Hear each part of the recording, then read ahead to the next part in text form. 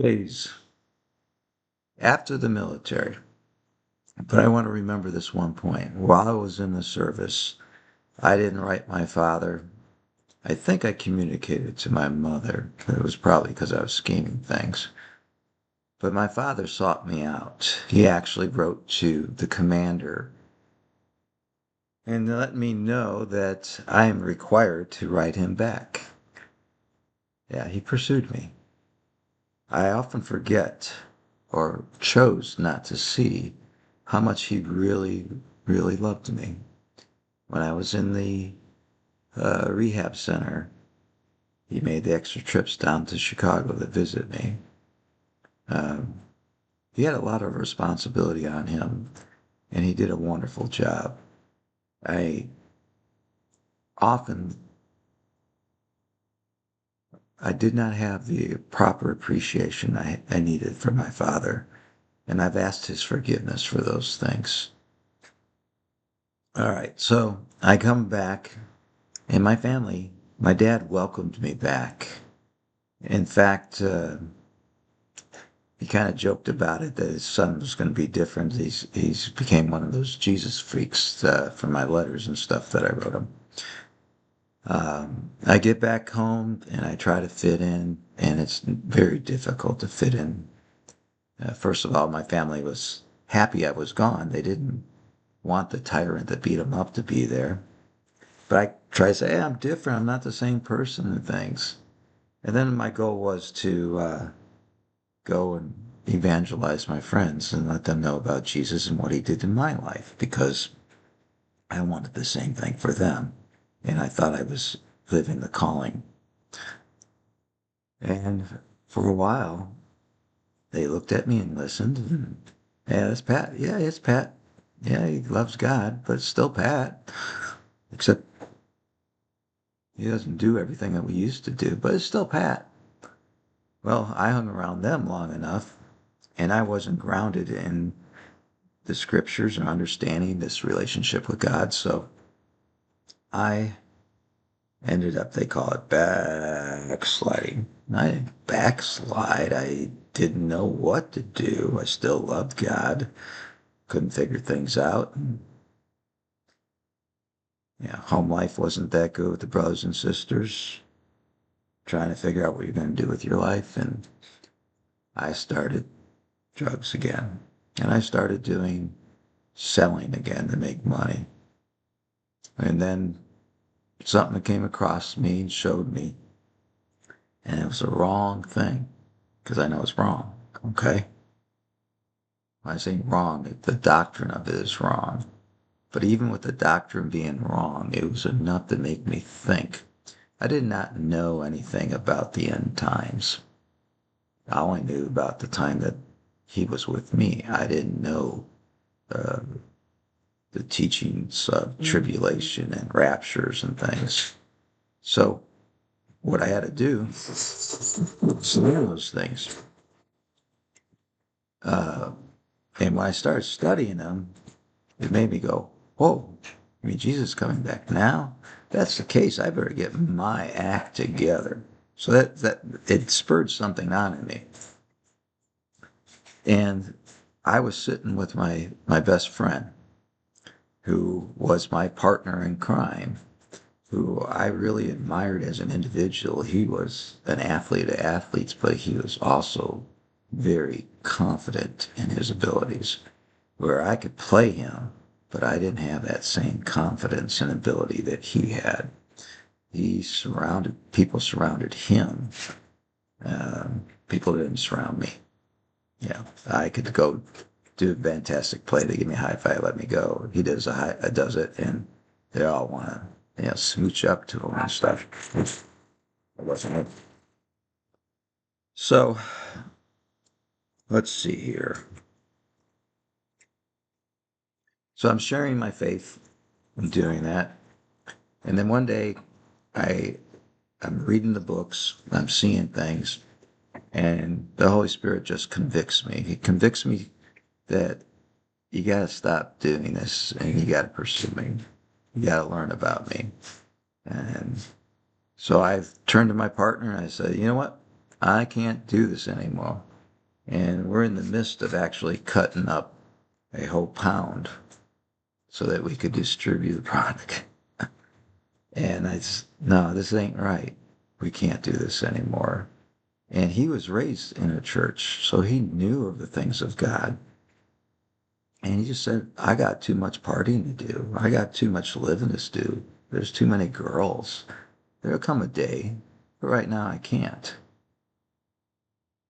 Well, we agreed to go our separate ways, not be mad at each other, just know that we're going separate ways. And that was the next step that God got me to do. He also had the young lady that I was interested in and thought I was going to be with, have that removed from my life because that wasn't going to get me where I needed to go in him. He protected me from having a life of misery or divorce or whatever. And when that happened, I was kind of sad. I just lost, well, say goodbye to my best friend, say goodbye to a girl. And I go, God, what are you doing? You know, my heart's ripped out. I'm hurting. What's going on? Well, in the midst of that, I get a job. I get a job doing something that I thought would be a lot of fun. But let me first introduce my wife, Sandy. This is how we met. Sandy was 16 years old. Her last name was Peterson, spelled with a D and all E's. She lived in Mount Prospect, Illinois, and she lived at the house was the oldest house in the city. It was there before the streets were made, so it was slightly crooked. It's a wonderful farmhouse. We'll talk more about that. So she gets a job working for her friend's her best friend's mother, who took a short gig working for the world's largest mall at that time, which was in Schaumburg, Illinois, called Woodfield Mall.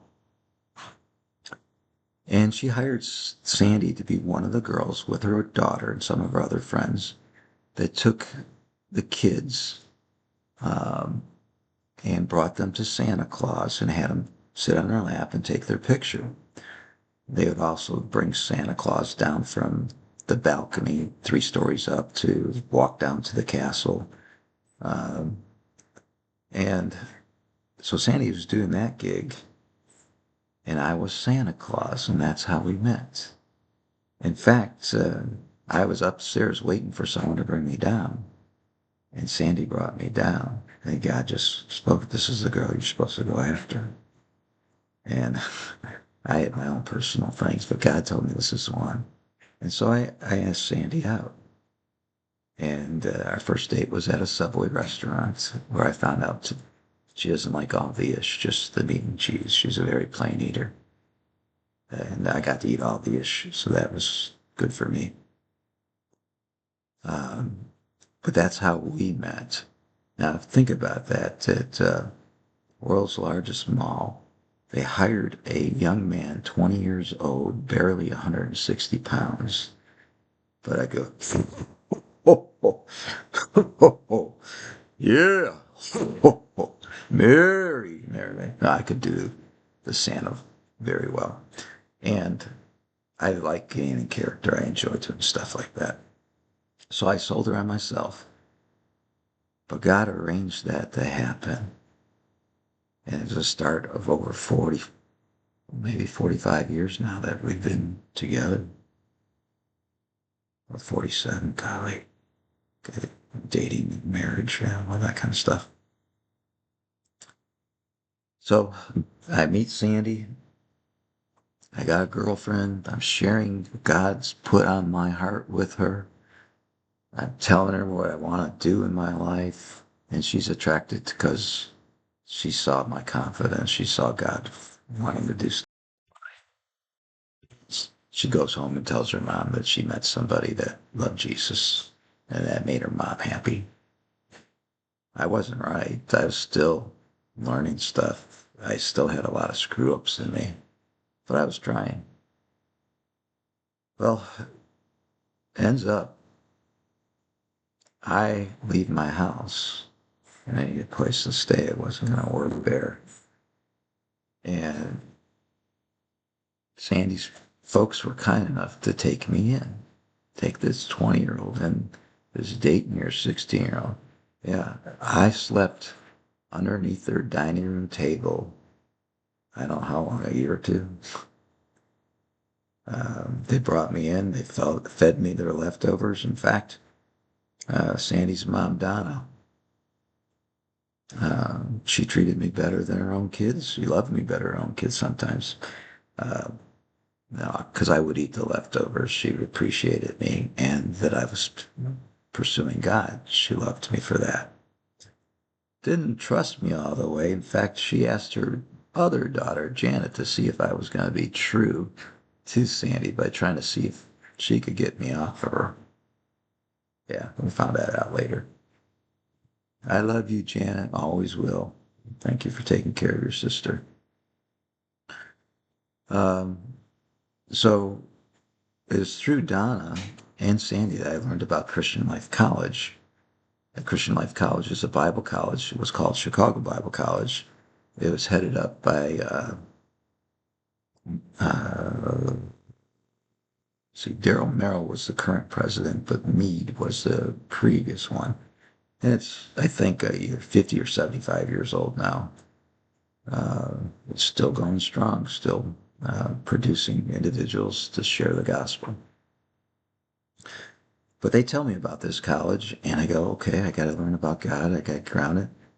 I first found a church and started going to the church while they were in transition, moving from where they were into a elementary school that they were going to have the church and the college at. Seeing that they knew God and were moved of the Spirit and they were doing positive things, I wanted to be a part of it. Ended up going to the new school on Gregory Street, and I noticed that all the trees were in real bad shape.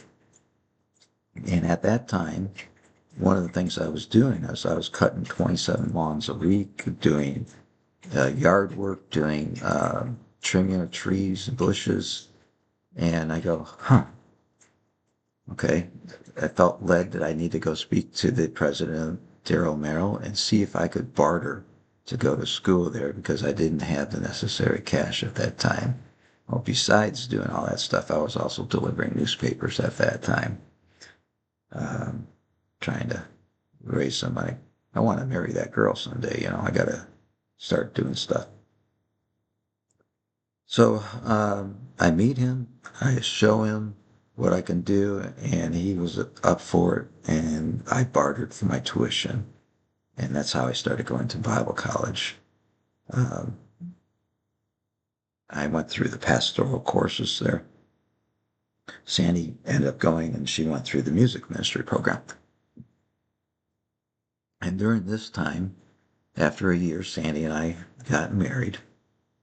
We were already now involved in the church pretty heavily. We're doing youth ministry, children's ministry.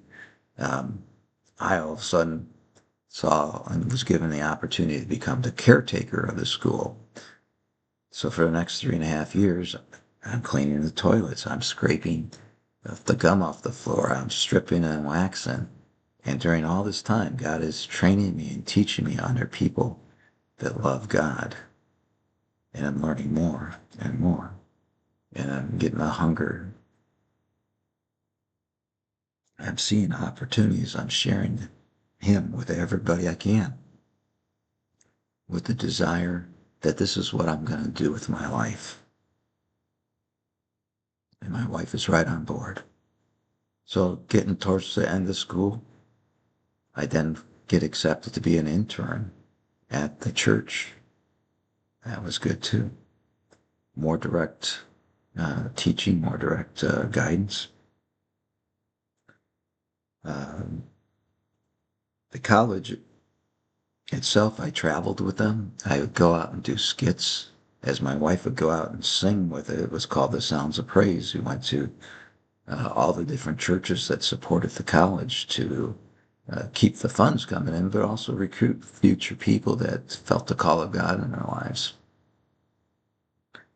Um, but I wanted to do more than be the caretaker. And so I started asking and looking to become a youth minister full time somewhere. It's now, not only am I married, but now I'm having a kid, my first kid, Patrick. Yeah. Pastor Daryl Merrill pulled me aside one time and said, "You don't have to go anywhere. You can do what you're doing and still be in ministry." And I wonder if I would have grasped that and caught that, what would have been different. Just like now, everybody's a minister. It doesn't matter what job title you have. It matters what you're doing in the body. I didn't get that back then. All right, so then I start looking and doing interviews. And back then we didn't have the internet. We did resumes by writing, and I pay a company to help me write a resume and put fancy paper on it and send it to different places. And we got some interviews. I went to Flint, Michigan, and interviewed there. And then I went to a place out in Townville, PA, which is a small town of 100 people, 17 miles outside of Meadville and about 2 hours outside of Pittsburgh. It's so rural up there that when hunting season stops, the locals leave for their own safety a lot of times, and all the schools close, and everybody's out there getting their deer, their turkeys, their pheasants. It's a very nice, different lifestyle. So we're leaving from, so I do the interview there, and they choose to accept me. So my family, we load up the U-Haul, put a player piano on the outside of it, and we head off with our AMC Pacer, yeah, AMC Pacer, off to Townville, PA. Now, there I am, hey, pause.